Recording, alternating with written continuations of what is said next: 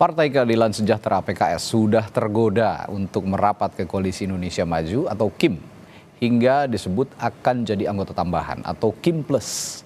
Kapan resminya dan apakah di PDI Perjuangan juga akan menyelamatkan Anies Baswedan demi melawan kota kosong di Pilgub Jakarta? Kami akan membahasnya bersama para narasumber di studio. Sudah ada juru bicara PDI Perjuangan Ciko Hakim, juga analis politik Lingkar Madani Ray Rangkuti. Selamat pagi Bapak-Bapak. Pagi Bu. Pagi Radi. Baik, dan secara virtual ada politisi Partai Gerindra Ahmad Riza Patria. Selamat pagi Pak Riza.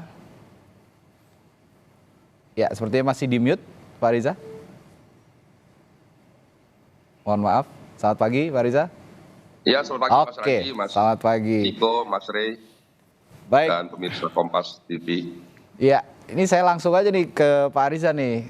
Benar PKS nih mau masuk KIM Plus, udah positif, katanya sudah tergoda katanya kalau dibilang begitu Pak Riza. Ya, kita belum mendengar langsung pernyataan dari pimpinan PKS di media. Namun kalau lihat beberapa statement daripada juru bicara tokoh-tokoh, ya, seperti yang kita dengar bersama, kelihatan bahwa PKS ingin bergabung dengan Koalisi Indonesia Maju. Jadi saya sendiri tidak ingin mendahului, sekalipun memang pimpinan kami sudah terus berkomunikasi dengan PKS, dan kami berharap memang KIM ini bisa kompak, bisa solid mengusung Kang Emil di Jakarta, dan tentu kami akan senang apabila ada partai-partai lain di luar KIM yang bergabung, termasuk PKS. Jadi sekali lagi terkait PKS, kita tunggu saja nanti pernyataan resmi dari PKS sendiri yang akan menyampaikan. Mudah-mudahan harapan kami PKS sebagai pemenang ya, pemilu di DPRD di DKI Jakarta bisa bergabung dengan KIM mengusung calon yaitu Ridwan Kamil.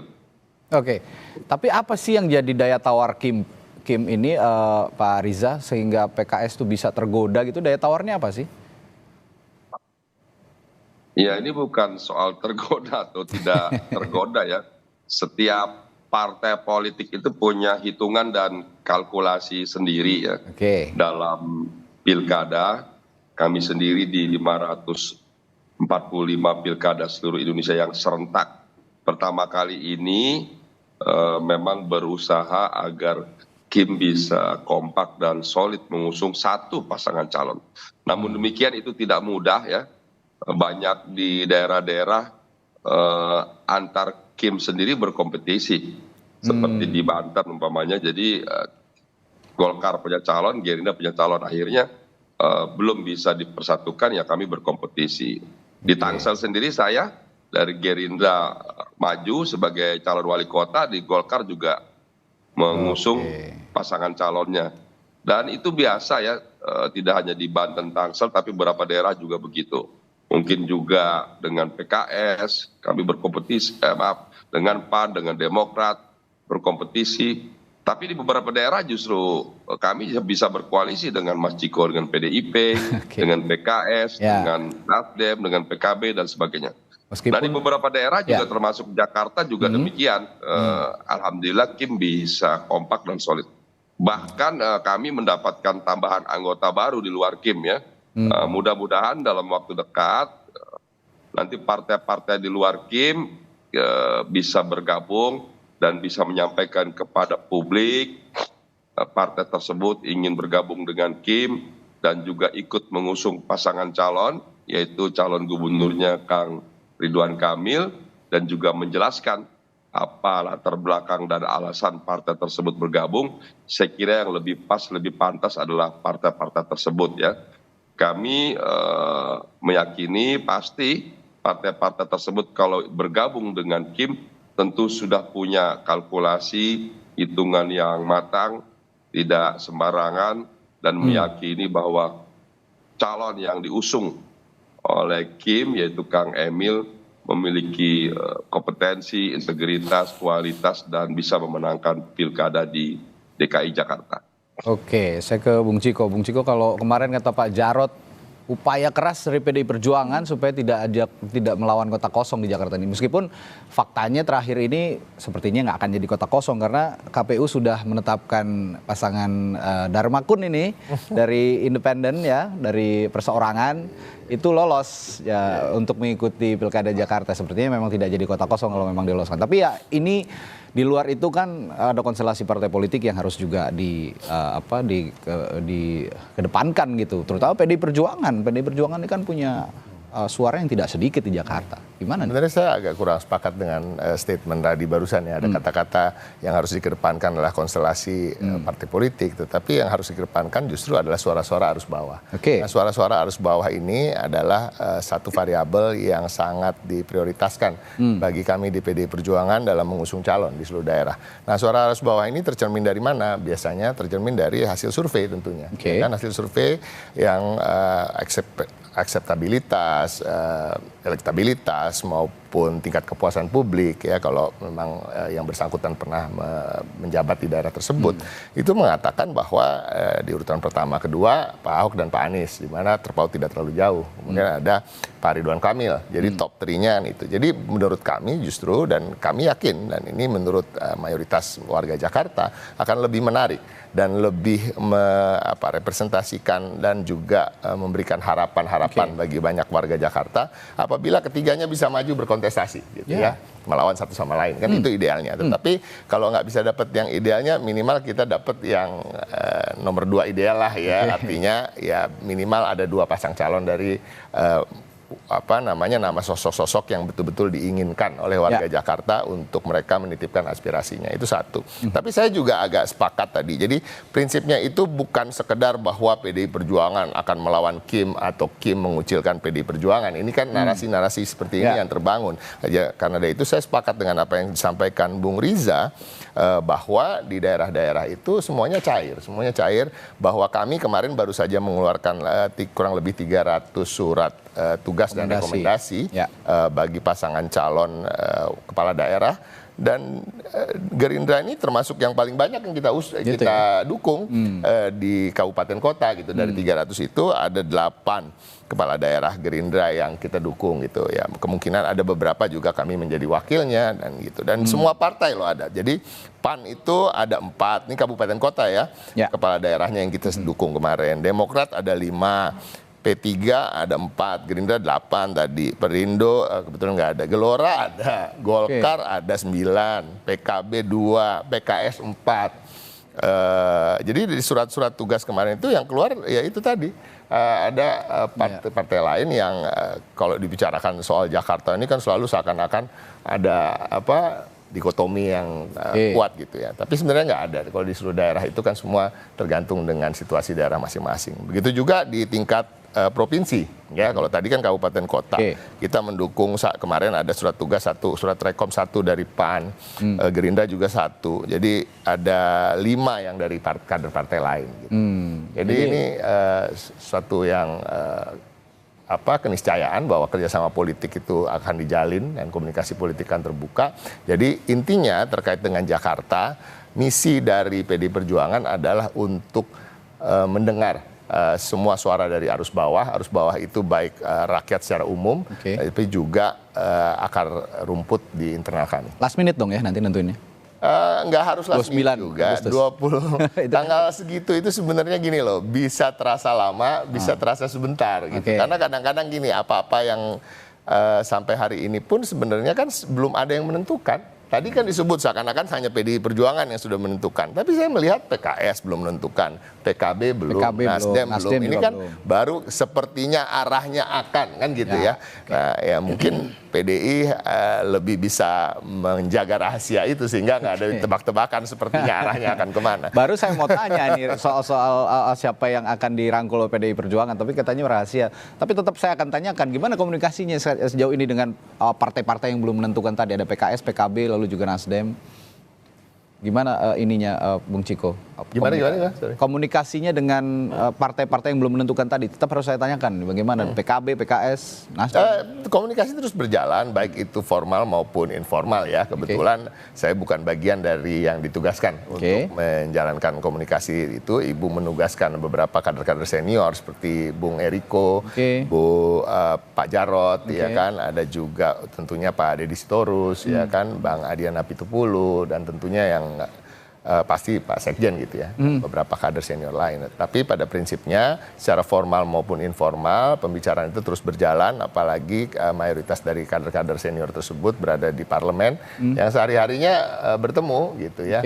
Pastinya juga saling bertegur sapa dan menanyakan, baik itu juga membicarakan tentang kemungkinan-kemungkinan. Jadi kita lihat aja nanti, dan kita juga nggak menutup komunikasi kok. Bang Riza juga saya yakin juga berbicara dengan kader-kader senior di Partai PDI Perjuangan, dan begitu juga Pak Dasko yang sehari-hari bersama Mbak Puan di kursi pimpinan DPR. Ya, Bung Rey, kalau konstelasi partai politik tadi, kalau kata Bung Ciko, tidak dikedepankan, lebih ke arus bawah suaranya. Tapi kan kepentingan Jakarta ini, meskipun katanya pilkada di semua daerah nih cair gitu partai politik, tapi Jakarta ini epicentrumnya terlalu dekat dengan kekuasaan. Bagaimana Anda melihat ini? Iya, jadi umumnya sih sebetulnya cair kan. Tapi kecuali pada beberapa yang saya istilahkan sebagai daerah strategis. Iya. Nah, daerah-daerah strategis itu dibuat sedemikian rupa, setidaknya kimnya nggak belah. Gitu. Kalau di Jawa itu menurut saya sekitar 5 ya daerah strategis itu, atau 4 gitu.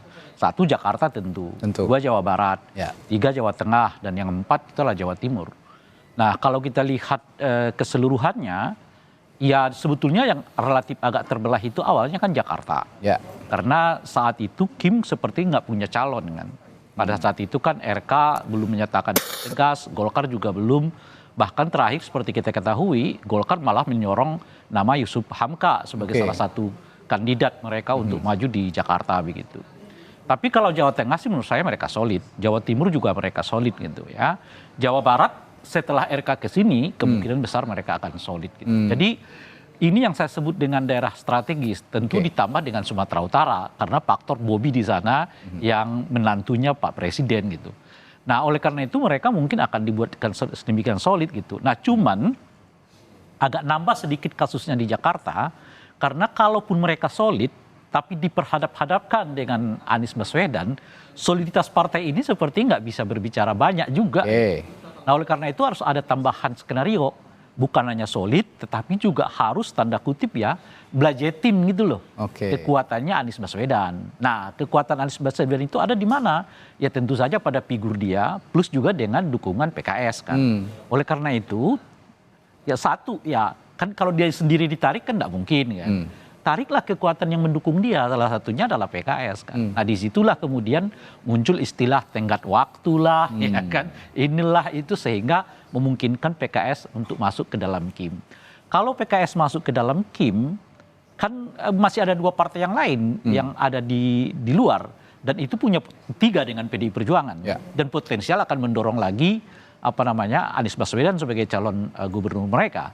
Artinya apa gitu? Kalau tetap ada partai yang dapat mendorong Anies, lah ini soliditas partai ini tetap saja kayaknya nggak akan mampu ngejarnya Anies ini gitu. Sehingga dengan begitu ditarik lagi partai yang lain. Tapi kalau sekiranya konteksnya ya untuk membuat pilkadanya makin bagus gitu. Nah itu ya setidaknya mereka membuat bagaimana caranya supaya Anies ini bisa melaju gitu. Ini saya ingat dulu ya, ini pilkada Jakarta ini kalau pasangan parpol maksud saya, jadi bukan pasangan non parpol ya, hanya satu. Ini pilkada yang hampir terjadi di 2017 yang lalu. Saat itu kan Ahok sudah sangat tinggi elektabilitasnya, melawan Mardhani Alisera dengan menteri kita yang sekarang nih pariwisata, Sandiaga Uno. Ya kan. Kita di elemen civil society melihat lah ini bukan lagi bertanding namanya gitu. Karena istilahnya tutup mata aja Ahok menang. Tingkat elektabilitasnya sudah mencapai 60-70% saat itu. Sementara yang ini adalah masih di bawah 10%, nggak mungkin kekejar gitu. Maka kita berinisiatif agar ada tokoh yang memungkinkan bisa menarik simpati Nah salah satunya yang kita sebutkan itu Anies Baswedan yang kemudian dicalonkan kan.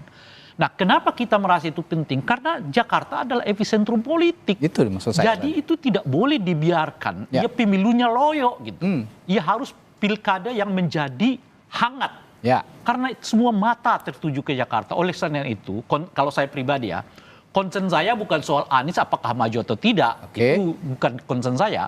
Concern saya itu harus dibuat pilkada di Jakarta ini khususnya yang mendekati yang menggambarkan bagaimana pilkada yang berkualitas, pilkada yang di mana perdebatannya begitu besar muncul dan seterusnya itu terjadi. Dan seperti kita alami di pilkada Jakarta 2017. Perdebatannya menarik sekali antara Anies Baswedan, Ahok dan juga AHY. AHY pada saat dan pada saat itulah AHY kemudian agak menurun gitu ya. Tergerus lalu perdebatan itu. Nah ini kalau pasangannya cuma satu dari parpol, satu non parpol, mereka mau memperdebatkan apa?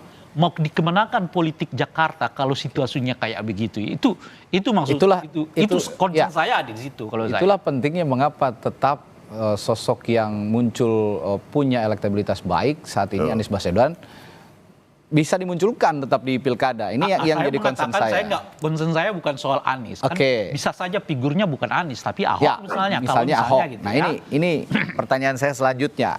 Ada Anies, ada Ahok yang saat ini belum dimunculkan oleh partai politik setidaknya menuju ke 100% diusung gitu. Karena memang masih PDI Perjuangan membutuhkan mitra, lalu juga Anies Baswedan yang sekarang perlahan sepertinya ditinggalkan partai-partai koalisinya.